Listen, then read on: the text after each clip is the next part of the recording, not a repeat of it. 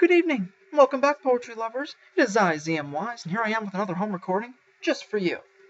Tonight's book review is going to be on 19 Varieties of Gazelle, Poems of the Middle East by Naomi Shihab.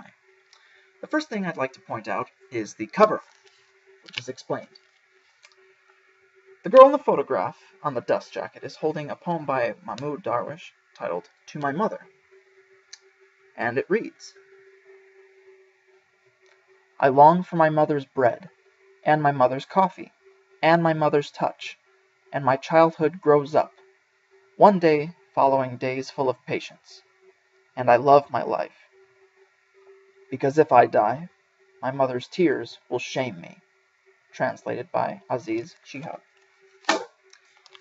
This was an amazing read, and during certain parts, a little arduous to get through, but upon reading it, I absorbed the content, absorbed the information from the introduction, the intensity of the poems, the lightheartedness within certain remarks in the poems, and the eclectic styles that are written, as well as topic and subject matter, though a lot of them seem to have a connecting theme, of course. Now, in the introduction,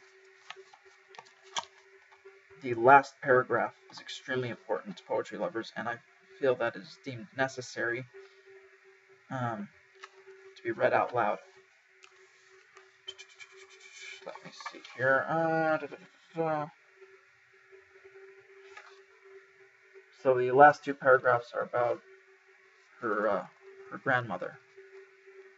After writing about her in essays, poems, picture books, and a novel, I had thought I could let her rest. She's been dead for 8 years now, but since September 11th, 2001, she has swarmed into my consciousness, poking my sleep, saying, "It's your job. Speak for me, too. Say how much I hate it. Say this is not who we are."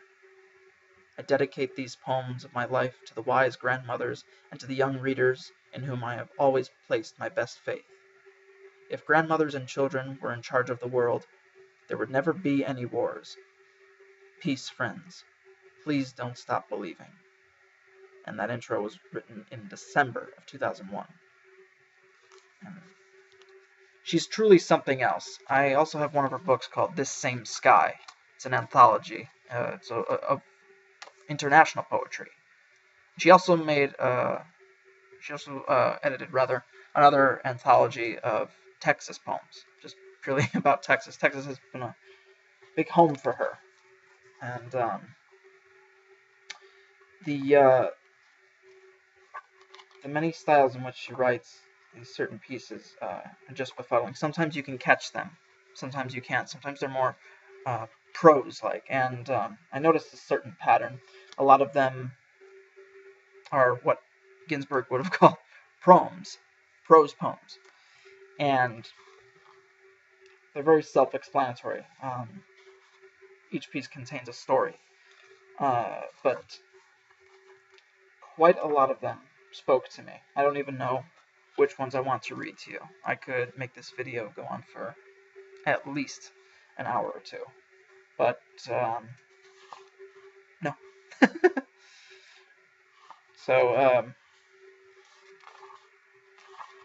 this one spoke to me in the sense that I would call it a roller coaster poem.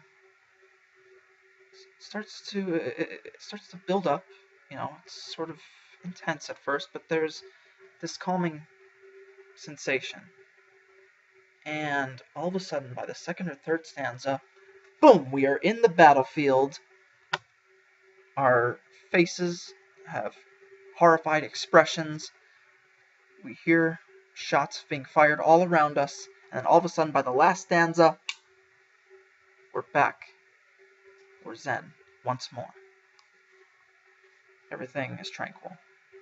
So, this is called Ducks. And there's an epigraph from one of her Iraqi friends. We thought of ourselves as people of culture. How long will it be till others see us that way again? Ducks. In her first home, each book had a light around it. The voices of distant countries floated in through open windows, entering her soup and her mirror. They slept with her in the same thick bed. Some day she would go there, her voice among all those voices. In Iraq, a book never had one owner. It had 10 lucky books to be held often and gently by so many hands. Later in American libraries, she felt sad for books no one ever checked out. She lived in a country house beside a pond and kept ducks, 2 male, 1 female. She worried over the difficult relations of triangles.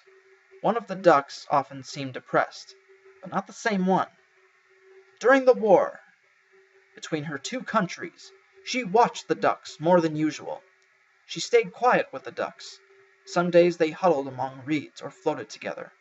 She could not call her family in Basra, which had grown farther away than ever, nor could they call her. For nearly a year she would not know who was alive, who was dead. The ducks were building a nest. Do you see what I mean? Goodness sakes.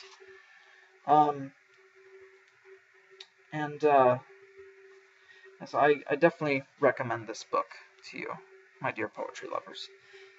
She's very versatile in her writing. She really is. And as she has stated before, she wrote poems, essays, picture books, and a novel, of course. And definitely check out her anthologies as well. Naomi Shihab 19 Varieties of Gazelle, Poems of the Middle East. Get yours today. You will not regret it. Poetry lives.